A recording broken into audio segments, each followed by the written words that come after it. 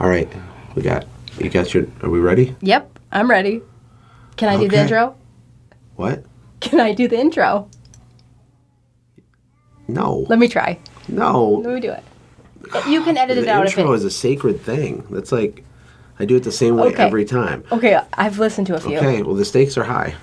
Go ahead. Let's see what you got. Hey, everybody. Welcome to the Quick Talk Podcast. I'm your host, Ashley Latimer. Come on. I am not that cheesy, am I? Is it? A little bit. Oh, man. Oh, gosh. Okay, well, now I'm going to do the real intro. Oh, okay. But I can't because you made fun of it. Teach me, Jedi Master. All right. Hey, everybody. Josh here. Welcome to the Quick Talk Podcast. How the heck are you? It's day 2 on the 4-day Latimer staycation. I gotta whisper. My kids thinks that they're going to school on Monday and Tuesday, but they're not. We're just going to hang out because I've been gone a lot. And so we spent the day at the Children's Museum, and we're doing just normal things and having fun. And that's why my beautiful wife is here with me. It's pretty cool. We have an amazing life. Really, really hard sometimes. Really hard sometimes, yeah. I already said really, really. Did you see? I know. I just had to add it. But it's amazing. It is amazing. It's amazing. So what are we talking about, Miss Podcast Host Person? Today we are talking about the epicness of life. I recently had someone say, not everything in life is epic. False. It can be. It can be. And so we here are going to teach you in this one podcast how you can shift your perspective and make every little detail epic. And what's really weird about it is that we honestly we're not trying to be epic and be dramatic. We're actually just like this. And so we always we do things kind of weird and different, and then other people will say comments, and we're confused because we're like, well, what do you mean? That's how you're supposed to do a birthday party. You're supposed to have a giant silly string fight with a huge game of marshmallow baseball and have a PA system in your living room with 10-year-olds running around and just doing crazy surprises and scooping 5 pounds of ice cream into an iron skillet and letting 10 kids eat out of it at the same time and all the other stuff they can't remember. That's just kind of like our base operating system. But I don't know. I think it actually has benefits, which we'll talk about. What do you think? Well, Josh and I definitely were trained. We used to do youth ministry for many years. Mm-hmm. And so we've been trained to do things at a very fun and high level. But I would say the thing that we learned the most is when we were in Costa Rica. Costa Rica taught us to enjoy the little things and make even little things epic. Yes. It taught us so many things about life. And it taught us to value every moment that you get. And so every moment is epic. When you get to hang out with your family or your friends or you get to do stuff, it is epic. Mm-hmm. When you hire a new employee, make it epic. When you do your planned randomness surprise, make it literally a thing. You guys heard me tell this story in the first year, or actually the first year of my business, I worked by myself. I did a whopping $24,000 in total revenue, and I worked a gajillion hours. I made $3 an hour or something. The second year, though, I hired someone named Travis. I've told the story before, but I'll say it again because it's kind of cool and it's relevant to this. We had our first annual employee awards ceremony for our Christmas party. We had a formal business Christmas party with a formal awards ceremony for one guy who worked part-time with me. And he was so turning red. We're at the restaurant, and I'm giving out these awards, and he won every award because he was the only one, right? Yes. And the pinnacle award was the Golden Squeegee Award. And it was because, I've told you, I live in the future. I could see, I knew we could build this huge thing, and we'd have, tons of crews and dozens of employees and all this stuff. And I was kind of, doing the little thing, epic, even though it was little. I don't think most people would do that. But how cool is it that we did that? We can talk about it now. It's very cool. And I think one of the things is people get nervous. You get nervous because you don't want it to become a tradition that you're bound to. When we do epic things, it's not we'll do a family movie night. And it's sometimes we'll say, Friday's family movie night. Well, we don't do every Friday. We're not bound to that. We could do something else on Friday night or whatever. Mm-hmm. But also, you don't want to look embarrassed. But when you celebrate other people and you celebrate little moments, I'm telling you, they're going to be on your team. And there's a little bit of sparkle that shines in people when you make a big deal out of a little thing. Yeah, what if your employee makes their first upsell and they come back to the office and you have a megaphone and you're standing on a chair and you're playing a siren really loud, and then when they walk in, your co-founder, your business partner throws confetti on top of their head, and then you like that is silly, but it's epic. What would it do for their mindset, right? Make them feel like $1 million, and it's fun. It's a better way to live life. And isn't it worth it? If you're going to have a little bit of embarrassment, if we're going to talk about the embarrassing side, if you're going to put yourself out there, don't you want to make someone feel like $1 million? Don't just go halfway. Like really, really sell it and have a great time with it. It's easier to do it if you genuinely are doing it for the other person. Oh, exactly. The reason we don't do it is because we're worried about us. We just did a pizza party for our company meeting, but we have employees, we have team members in Arkansas, Florida, Ireland, Texas, and also the other side of Michigan is where our main office is. My office is just me over here in Ludington, but it's 3.5 hours away. So Ashley ordered pizza to be delivered at the same time in all those locations all over the freaking planet, and we're sitting on a video chat just eating pizza, talking to each other. And can I tell you, the employees didn't know it was going to happen. And you should have saw their faces. Right. It was such a fun meeting. It was. And I'm a big fan of pizza parties in general. I mean, who isn't? Who hates pizza? I mean, if you do, I'm sorry, but... The people that print and fulfill all the postcards and letters for Send Jim is a large company, and they're in Arizona. And I've flown to their office, and I know their CEO because we worked together for many years. But every year, I buy all of their employees pizza, and I have it delivered. It's pizza can bond relationships, man. I'm telling you, because it's not the pizza, it's the outside the box epicness. It's interrupting someone's boring Tuesday and saying, "You're awesome. I appreciate you, and I'm going to make it abundantly clear that that's the case." Right? Exactly. Making people feel like $1 million. So, what are some family systems we can talk about on the family side as far as epic stuff? We scribbled down a couple notes here. What do you think? One of the things that you have to do is start looking for epic things in your life, or how to make things epic. So we do so many different things. We gamify everything. That's one of the things we do. But even when we're making Tang, we made Tang in Costa Rica, which is just fruit punch. But we let the kids make their own fruit punch, and they got to mix the flavors. Does that sound epic to you? No, but when you get to name the fruit punch and we get to vote on what kind of fruit punch we want or what kind of Tang we want, it changes the dynamics. It sounds so silly. Well, not to a 7-year-old and an 8-year-old and all that stuff. When a 7-year-old votes for your Tang to be the famous Tang, trust me, it makes you feel like $1 million. That's true. Winning at anything, even things that don't matter at all, is still pretty cool. But because I work a lot, or I'll have these spurts where I don't have to work very much at all, and then I will because I always take on a project or something. It's not just about the boring, consistent structure. It's about making the most of the time that you got. And so I do the weekly special days with my kids. I've started it when Maverick was 3, I think, and he's 11.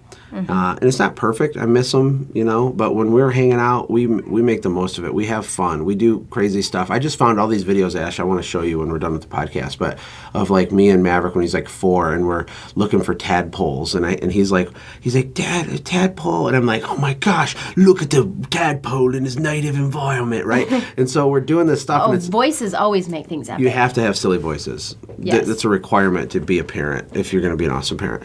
But we do dance parties regularly. We did, Ashley, this was your new ideas. We did the annual goal-setting party. You made all of our kids dress up in formal, Sawyer, our third son, really took that serious. He got a suit on. Oh, I think he practiced his speech, too. Yeah, he had a speech. He had to present his personal goals for the year, and then we cheered him on, and the look on their face, oh my gosh, it was amazing. I mean, we had appetizers, and we brought out the fine china, which I don't have that much fine china, but we brought out, wine glasses. We brought out, the thick, good, expensive paper plates instead of the crappy paper. We did. We made it a big deal. Sometimes we'll have root beer float night.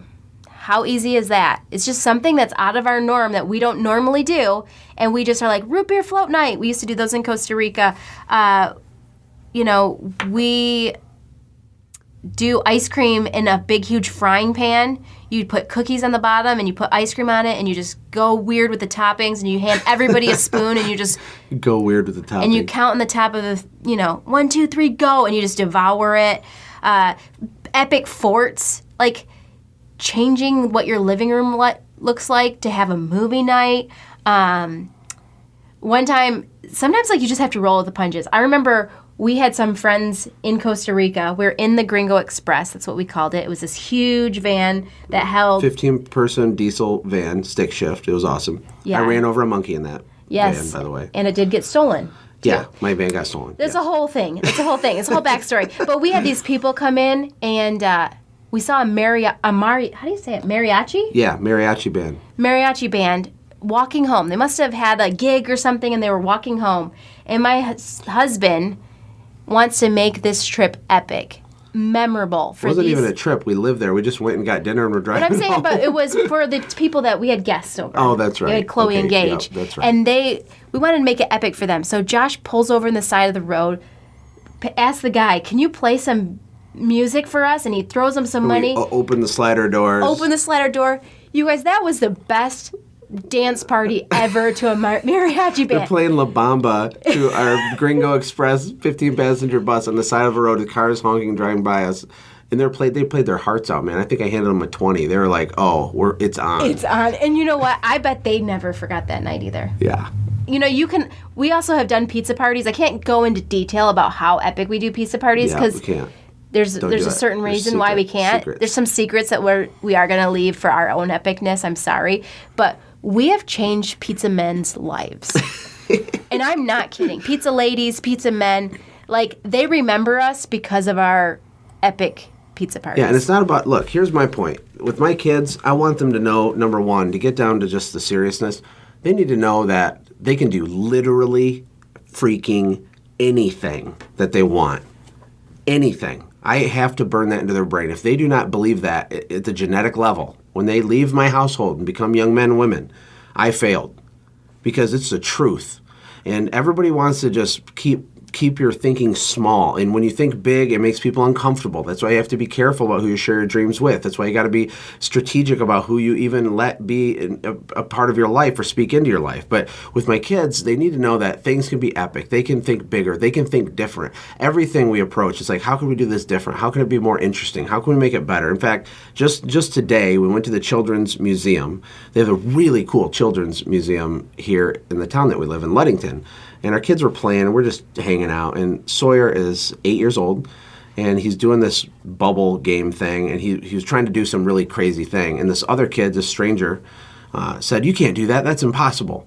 And I just overheard Sawyer say, "No, it's not. It's just hard." It's not impossible. It's just hard. It's a direct quote. And then we just looked at each other like, winning, right? No, but it was epic that he said that. It was. He didn't even hesitate. He's like, no, it's not impossible. It might be really hard, but it's not impossible. And I will tell you this, if you are a family of an entrepreneur family, don't worry about people saying things are impossible. Your family is going to get that. Who are they going to hear? It's just hard. You can do it. They're going to hear it from inside. Right. That's why I always say, who cares if it's hard? Everybody's so whiny about how hard stuff is. I don't care. The only question that matters is, I'm going to let the listener say, because I say it all the time, what is it, Ash? Is it worth it? Is it worth it? And we didn't rehearse that. We just always talk about that. My kids, I'm beating it into their brain. They don't really get it totally, but they will. They're going to wake up one day and it's going to make sense to them. And guess what? If it's not worth it, then don't do it anymore. You know, they do say that your personality is developed by the time you're 9. Character. Oh, it's character. Yeah. Oh, sorry, it's like butchered 80% of your character is kind of locked in by the time you're 9. And how is that the case? It's by observation. It's by watching how the people that influence your life live their life. It's by absorbing it in like a sponge, right? It's not like you make some conscious decision at 9 that you're going to be a lying, thieving, selfish jerk. It's just like by osmosis, things bleed into these kids. They're like sponges, and then it gets kind of hard coded in a little bit, and it's hard to pivot it. But I can tell you for a fact, through all the good and the bad and the ugly with our family, our kids know that they can accomplish anything. They know that the world does not revolve around them, and they know that they have to add massive value to the world to get a reward, period. They know that you don't make money by working hard, you make money by adding massive value. They know, like, in a million other little one-liner Joshisms and Ashleyisms, but I don't know, I guess we can wrap it up, but live your life epic. Make little things important, big things. It just takes a little bit of creative thinking. And most of your listeners are entrepreneurs, right? So they already have taken the leap. You left your 9-to-5 job because you wanted more from your life. You wanted your life to be epic and mean something. Now you're in the day in and day out of your business, and it could be totally hard and stink, but you can look at the little things and make it epic. You have the possibility, if things are hard right now, to shift your perspective and celebrate everything. Every little thing can be epic in your life. You left that 9-to-5 so that things could be different. Be different. And they already are. I mean, everybody listening to this, I got a message for you. You're a weirdo. Oh, that's helpful. You're a good weirdo. You're my people, okay? Oh God, this is a whole nother rabbit trail, but it's true. Everything that has ever been built that is valuable in society, whether it's infrastructure, technology, ideas, companies, products, services, all comes from entrepreneurs. Every job that someone gets a paycheck from happened because of an entrepreneur. Yet entrepreneurism is still a fraction of our population. It's a big, scary thing. People don't understand you. A lot of people look at you and shake their head and don't get it, right? There's a lot of people that are cleaning windows that have like veterinarian degrees. The guy that first introduced me to the concept of window cleaning, he had a master's degree in engineering, I think it was.